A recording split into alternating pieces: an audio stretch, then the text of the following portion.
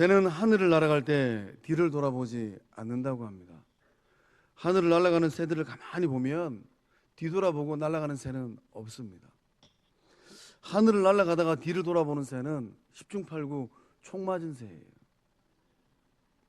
건강한 새들은 계절을 따라 이 먼 거리를 이동하는 철새들 가만히 보면 먼 거리를 날아갈 때 뒤돌아보지 아니하고 앞을 보고 훨훨 날아갑니다. 무리지어 날아갑니다. 새는 목적지를 향하여서 날개짓을 하고 날아가요. 그렇다면 오늘을 사는 성도들은 무엇을 바라보고 살아가야 될까요? 구원받은 주의 백성들은 다시 오실 주님 보고 살아가는 주의 백성들인 줄로 믿습니다. 돈 보고 세상 살아가고 자식 보고 세상 살아가고 세상 쾌락 보고 세상 살아가는 사람들은 그 자리에 서서 한 번쯤 생각해 봐야 돼요. 나는 구원받은 주의 백성인가? 하늘아버지께서 지금 기다리고 계십니다. 누구를 기다리고 있을까요? 구원받은 주의 친백성들, 그 자녀들을 기다리고 있는 줄로 믿습니다. 성도는 재림신앙으로 장차 이 땅에 다시 오실 주님만을 바라보고 살아가는 구원받은 주의 친백성들인 줄로 믿습니다. 2000년 전 초대교회를 어지럽게 하는 문제가 발생을 했습니다. 이 초대교회 근간을 흔드는 심각한 위기가 발생을 했어요. 소아시아에 있는 여러 교회들을 흔드는 심각한 문제가 발생을 했습니다. 재림신앙에 대한 이 확신이 흔들리기 시작했어요. 다시 오실 주님을 향한 사모하는 마음이 조금씩 흔들리기 시작했습니다. 왜 이와 같은 재림신앙이 흔들리는 문제들이 발생했을까요?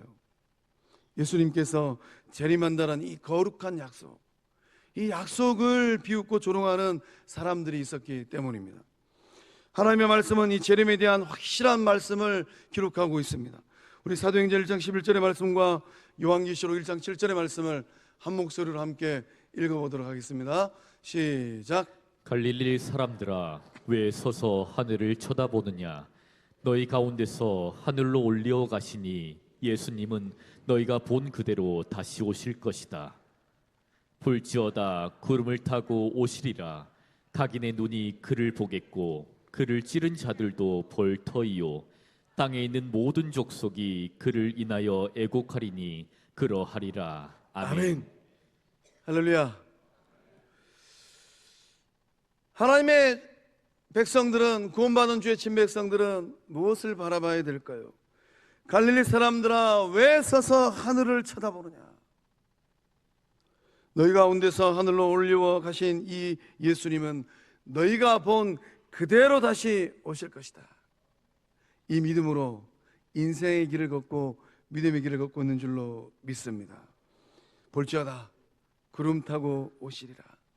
각인의 눈이 그를 보겠고 그를 찌른 자도 볼 터이요 땅에 있는 모든 족속이 그를 인하여 애곡하리니 그러하리라. 다시 오실 주님을 소망하고 다시 오실 주님을 바라볼 때에 그 어떠한 삶의 자리에 있다 하더라도 넉넉하게 승리하고 일어서는 주의 친백성들 된 줄로 믿습니다. 문제는 무엇입니까? 문제는 다시 오신다고 약속하신 예수님의 이 재림이 지연되는 것입니다. 조롱하는 자들이 재림신앙을 비아냥거리면서 예수님의 재림을 비웃었습니다. 본문 말씀 이 4절 이하의 말씀을 보면은 그 시절에 많은 이 사람들이 예수님의 재림을 비아냥거리면서 조롱했습니다. 예수님께서 재림하신다는 이 약속은 원래 없었던 것이다. 무덤에 잠자고 있는 자들이 여전히 잠을 자고 있지 않느냐? 만물이 창세 이후로 그대로 있는 것처럼 앞으로도 그대로 있을 것이다. 이런 말들로 재림신앙을 부인하고 조롱하면서 초대교회 성도들을 유혹하고 현혹했습니다. 재림신앙에 대해서 부정하고 조롱하는 이러한 사람들의 말을 듣고 초대교회 성도들이 이 재림신앙에 대해서 흔들리고 고개를 갸우뚱거렸다라는 거예요. 오늘 2024년도를 살고 있는 저와 여러분은 어떠할까요? 예배 자리에 나오신 성도님들은 시간이 2024년이 지났습니다. 시간이 이렇게 오랜 세월이 지났음에도 불구하고 예수님을 향한 굳건한 재림신앙에 우뚝 서 있는 줄로 믿습니다. 영혼의 등불을 켜고 신랑 되신 예수님을 기다리고 있는 저와 여러분 다 된 줄로 믿습니다. 예수님은 다시 오마 약속하셨습니다. 너희가 본 그대로 다시 오시리라. 다시 오실 예수님을 향하여서 거룩한 믿음을 가지고 예수님 만나는 그날, 그 인생이 내 인생의 최고의 봄날 되겠구나. 그러한 믿음으로 인생의 길을 걸어가고 믿음의 길을 걸어가는 주의 친백성들 다 되실 줄로 믿습니다. 재림에 대한 주님의 약속이 지연되는 중요한 이유가 있다면 무엇일까요? 아무도 멸망하지 아니하고 다 회개하기에 이르기를 원하시기 때문입니다. 우리 9절의 말씀을 함께 읽어보겠습니다. 시작. 주의 약속은 어떤 이들이 더디다고 생각하는 것 같이 더딘 것이 아니라 오직 주께서는 너희를 대하여 오래 참으사 아무도 멸망하지 아니하고 다 회개하기에 이르기를 원하시느니라. 아멘. 하나님께서 참고 또 참고 기다리고 또 기다리신답니다. 그렇게 하시는 이유가 무엇입니까? 한 영혼이라도 더 구원하기 위함이에요.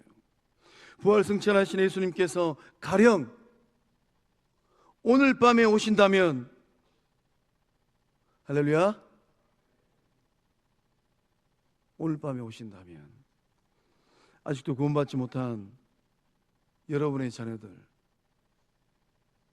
여러분의 부모님들, 여러분의 형제 자매들, 일가 친척들, 여러분이 마음에 품고 있는 사랑하는 지인들, 그 영혼들은 어떻게 될까요? 멸망입니다. 지옥 불구덩이로 떨어지는 거예요. 생각만 해도 마음이 아프고 머리가 어찔어찔하지 않습니까? 생명의 주인 되신 하나님께서 시간을 주시고 은혜를 주시고 능력을 주셨을 때에 예수님의 마음으로 한 영혼을 더 건져내고 생명의 복음을 전하는 주의 일꾼들 다 될 수 있기를 주의 이름으로 축복합니다. 다시 오실 주님을 소망하는 성도는 어떤 자세를 가져야 될까요? 기다림의 자세를 가져야만 합니다. 우리 8절의 말씀을 한 목소리로 함께 읽어보겠습니다. 시작. 사랑하는 자들아, 주께는 하루가 천년 같고 천년이 하루 같다는 이 한 가지를 잊지 말라. 아멘. 아멘. 베드로 사도가 지금 영적 공동체를 향하여서 무슨 말을 하고 있는 겁니까? 하나님과 이 인간은 시간 개념이 다르다라는 것을 말하고 있어요. 하나님은 영원부터 영원까지 존재하십니다. 우리가 아무리 이성이 발달하고 과학이 발달한 이 시대를 산다 하더라도 그 창조의 너머에 계시는 초월하신 그 하나님, 그 하나님의 존재를 상상해 나올 수 있겠습니까? 우리의 삶이 다 끝나고 난 그 어느 날, 수백 년이 지나고 수천 년이 지난 그날까지 존재하시고 함께 하시는 그 하나님의 능력을 상상할 수 있을까요? 우리 인간의 이성으로는 불가능하다는 것입니다. 하나님은 영원부터 영원까지 존재하시는 생명의 주인 되신 줄로 믿습니다. 반면 인간은 어떠합니까? 인간 존재는 100년도 채 못 사는 존재예요. 제가 목회를 하면서 이 100살이 넘으신 어르신들이 교회에 등록하는 것을 종종 봅니다. 그 말씀 준비하면서 하나님께서 영적 공동체에 큰 은혜를 주신다면 우리 영적 공동체 어르신들 100세가 되는 그 해는 좀 큰 잔치를 해드렸으면 좋겠구나. 정말로 귀하고 존귀한 은혜이지 않겠습니까? 우리 인간은 100년도 채 못 사는 존재입니다. 인간 존재는 아침 이슬과 같은 존재이고 아침 안개와 같은 존재입니다. 살아있으나 살아있음을 장담하기에는 너무 연약한 존재예요. 불확실한 미래에 대하여서 모호한 확신을 가지고 살아가는 존재가 바로 인간입니다. 어제도, 한 달 전에도, 1년 전에도 별일 없이 살았으니 내일도 그렇게 살아갈 것이다. 정말로 불확실한 미래에 대하여서 모호한 확신을 가지고 살아가고 있지 않습니까? 엄밀하게 말하면 살아있으나 죽음을 늘 직시하고 살아가는 존재, 이것이 바로 인간이라는 거예요. 이런 불완전한 인간 존재가 영원한 천국을 사모하는 것, 이것은 기적입니다. 영원한 하늘집으로 돌아간다는 소망이 있는 것, 이 또한 기적이에요. 주님께서 요한복음 14장 3절의 말씀을 통하여서 말씀하시기를, 가서 너희를 위하여 거처를 예비하면 내가 다시 와서, 주님이 다시 오신답니다. 내가 다시 와서 너희를 내게로 영접하여 나 있는 곳에 너희도 있게 하리라. 천년이 지연된다 하더라도 영원이라는 시간에 비추어 보면 우리의 삶은 어떠할까요? 천년이라는 시간은 하늘 아버지의 눈에 단 하루에 불과합니다. 주께는 하루가 천년 같고 천년이 하루 같다는 이 한 가지를 잊지 말라. 시간의 주인 되신 하나님은 전능하신 분입니다. 하나님은 짧은 하루라는 시간을 통하여서 어떠한 일을 이루어낼 수 있겠습니까? 우리의 삶의 이 하루 24시간은 너무 짧은 것 같아요. 세월이 지나가면 지나갈수록 하루 동안에 해낼 수 있는 일의 양이 적어지는 것 같습니다.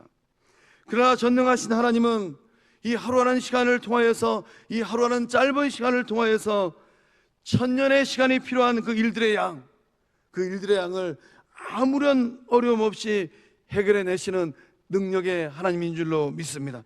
그렇기 때문에 하나님의 하루는 인간의 천년과 같은 거예요. 성령께서 역사해 주셔서 이 시간을 초월하여 역사하시는 그 하나님을 앙모하고 그 하나님을 기대하는 이 믿음이 임하는 이 은혜가 성도님들의 인생의 분복 될 줄로 믿습니다. 그 놀라운 은혜는 무엇이겠습니까? 설령 오늘 내 인생이 끝난다 하더라도 정말 주님께서 기뻐하시는 그 기도의 씨앗을 오늘 내가 예배의 자리에서 엎드려 간절한 마음으로 기도의 씨앗을 뿌린다면 이 기도의 씨앗을 들으시고 기억하시는 하나님, 천년이 지나도 변치 않는 그 능력의 하나님, 그 하나님께서 그 기도를 들으시고 응답하시고 역사하신다라는 거예요. 우리 성도님들 마음 가운데 이 은혜와 이 믿음의 확신이 흐르고 있는 줄로 믿습니다. 다시 오실 주님을 기다리는 성도의 자세는 또 무엇입니까? 사모하며 준비하는 자세입니다. 우리 11절 하반절에서 12절 상반절의 말씀을 함께 읽어보겠습니다. 너희가 어떠한 사람이 되어야 마땅하냐? 거룩한 행실과 경건함으로 하나님의 나라에 임하기를 바라보고 간절히 사모하라. 할렐루야. 우리는 어떠한 사람이 되어야 되겠습니까? 다시 오실 주님을 기다려야 되는데 우리는 어떤 사람이 되어야 될까요? 신랑 되신 예수님을 기다리고 있는 신부된 성도님들의 삶의 모습은 어떠한 모습입니까? 이 질문을 하고 있어요. 거룩한 행실과 경건함이 있습니까? 베드로 사도가 2000년 전 주의 백성들을 향하여서 이 질문을 하고 있습니다. 그 삶이 거룩한 행실이 있습니까? 그 삶의 자리에 경건함이 있습니까? 이 질문을 하고 있는 거예요. 거룩한 행실과 경건함으로 하나님의 날이 임하기를 바라보고 간절히 사모해야 되는 이유가 있다면 무엇일까요?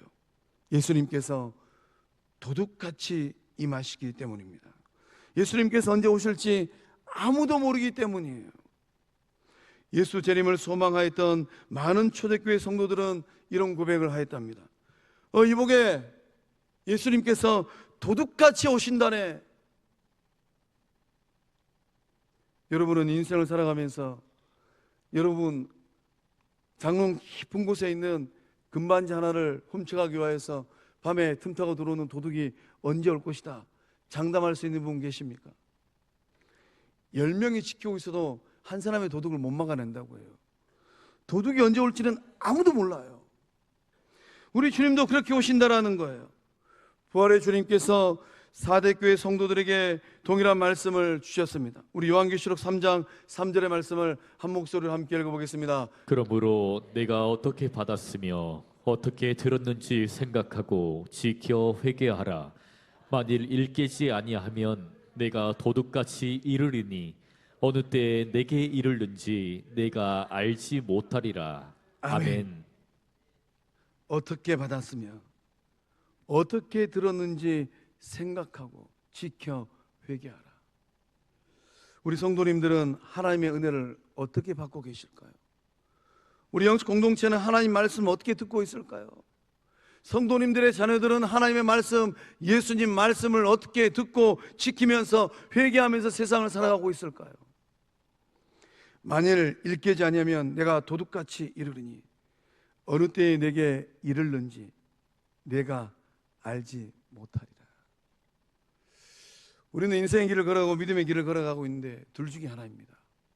예수님께서 일찍 오시든지 아니면 내가 먼저 가든지 둘 중에 하나예요. 믿음으로 결단을 하셔야 됩니다. 설령 내가 인생길 걸어가면서 내가 먼저 간다 하더라도 신랑 되신 예수님 만나는 그날 부끄럽지 않는 삶을 살다가 구주 예수님을 만나리라. 할렐루야. 마태복음 25장의 말씀은 종말 설교의 말씀입니다. 우리 주님께서 열처녀 비유를 하셨어요. 열처녀 비유를 통하여서 우리 주님은 제자들에게 반문하셨습니다. 너희는 미련한 다섯 처녀냐 아니면 슬기로운 다섯 처녀냐. 우리 주님은 오늘 우리들에게 동일하게 질문하고 계십니다. 성광교회는 미련한 다섯 처녀들이 모여있는 공동체인가 아니면 성광교회는 슬기로운 다섯 처녀가 모여있는 공동체인가. 축복합니다. 거룩한 비성광 공동체는 슬기로운 다섯 처녀가 모여서 이루어낸 영적 공동체, 예수님의 몸, 성령의 전인 줄로 믿습니다. 그래서 주님께서 제자들에게 하고 싶은 말씀이 있어요. 어떤 말씀을 하십니까? 마태복음 25장 13절에 주님 말씀하시기를 그런즉 깨어있으라. 그날과 그때를 알지 못하느니라. 다시 오실 예수님을 만나는 그날을 알지 못하기 때문에 깨어있으라라고 주님 말씀하십니다. 다시 오실 주님을 맞이할 준비를 하고 있으라라고 주님 말씀하셨어요. 등불과 기름을 준비해야만 합니다. 그렇다면 이 등불은 무엇이고 기름은 무엇일까요? 상징적인 의미가 있습니다. 등불은 믿음이에요. 기름은 선한 행실입니다. 믿음이 있다면, 내 안에 주를 향한 거룩한 믿음이 있다면 그 믿음에 합당한 선한 행실이 있어야 된다라는 말씀입니다. 열처녀 비유의 핵심은 무엇이겠습니까? 준비하는 거예요. 잘 준비한 5명의 슬기로운 처녀들은 신랑을 맞이했습니다. 그러나 잘 준비하지 못하였던 5명의 미련한 처녀는 신랑을 맞이하지 못했어요. 우리 가운데 그 은혜가 흐르고 있는 줄로 믿습니다. 잘 준비하여서 언제 끝날지 모르는 인생길입니다. 주님께서 언제라도 부르신다 하더라도 신랑 되신 예수님 만나는 그날,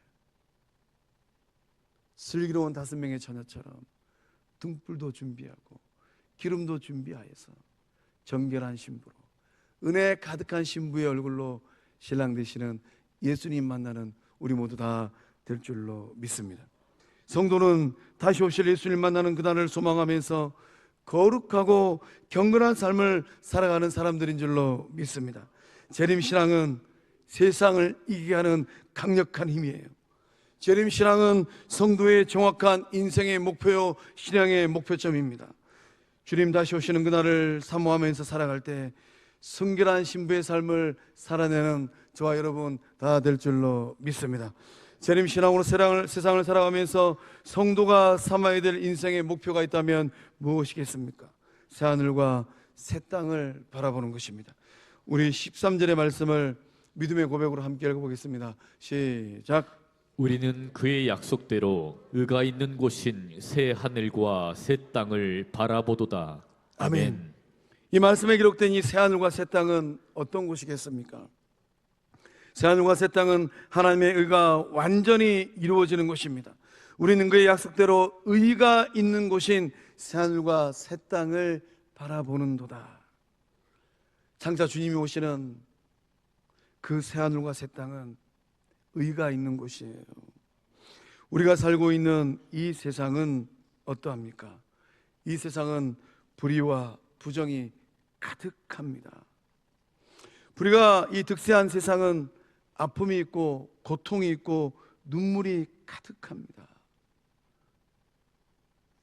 그러나 하나님의 통치가 이루어지는 새하늘과 새 땅, 거기에는 불의와 부정이 없어요. 그 새하늘과 새 땅은 하나님의 의가 완전히 이루어지는 곳입니다. 그래서 우리가 믿음을 가지고 그 땅과 그 하늘을 바라보는 것입니다. 세상을 살아가다 보면 때때로 세상사가 답답합니다. 이해가 되지 않는 일들이 이곳 저곳에서 일어납니다.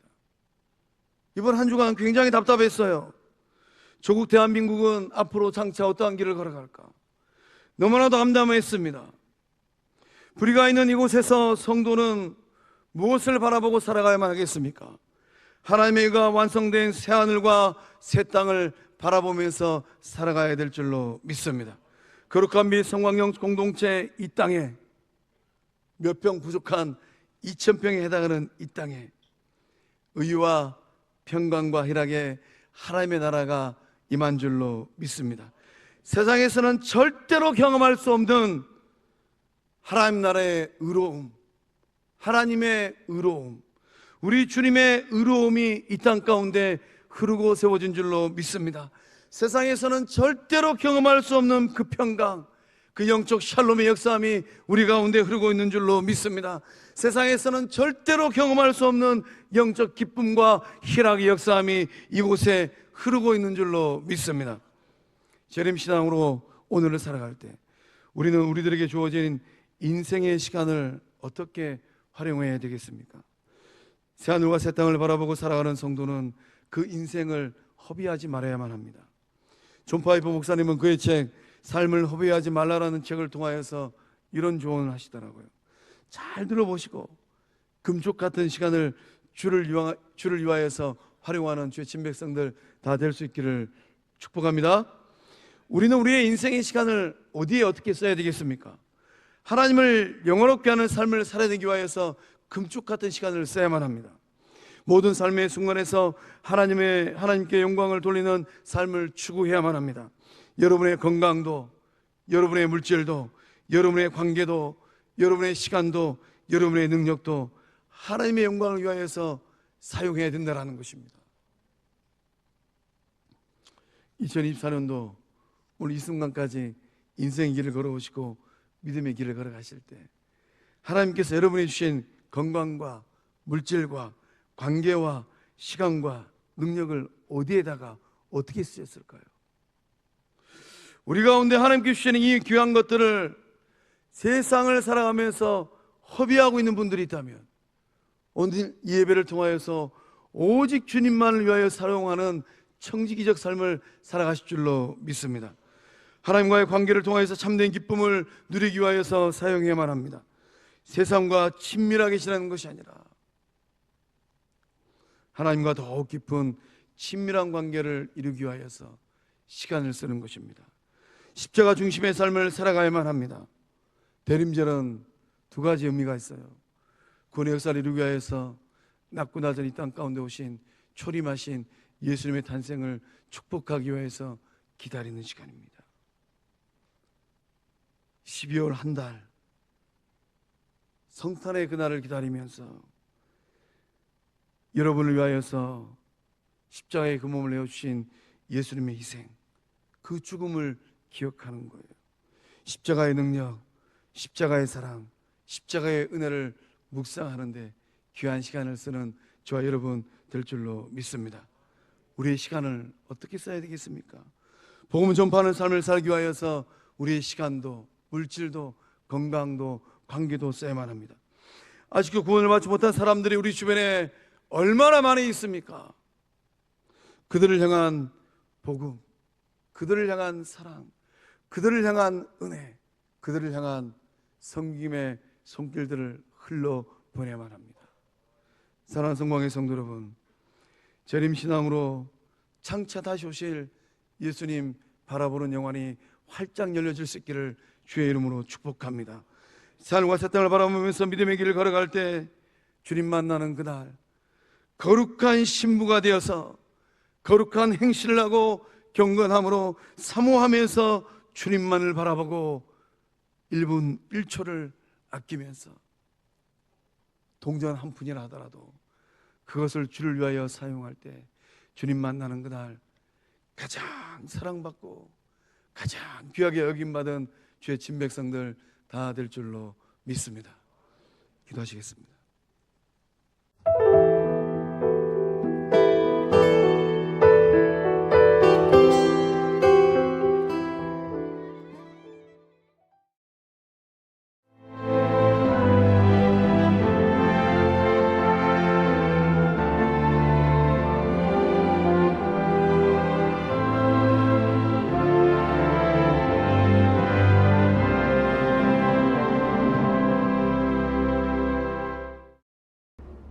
철에는 판타지가 있다. 포스코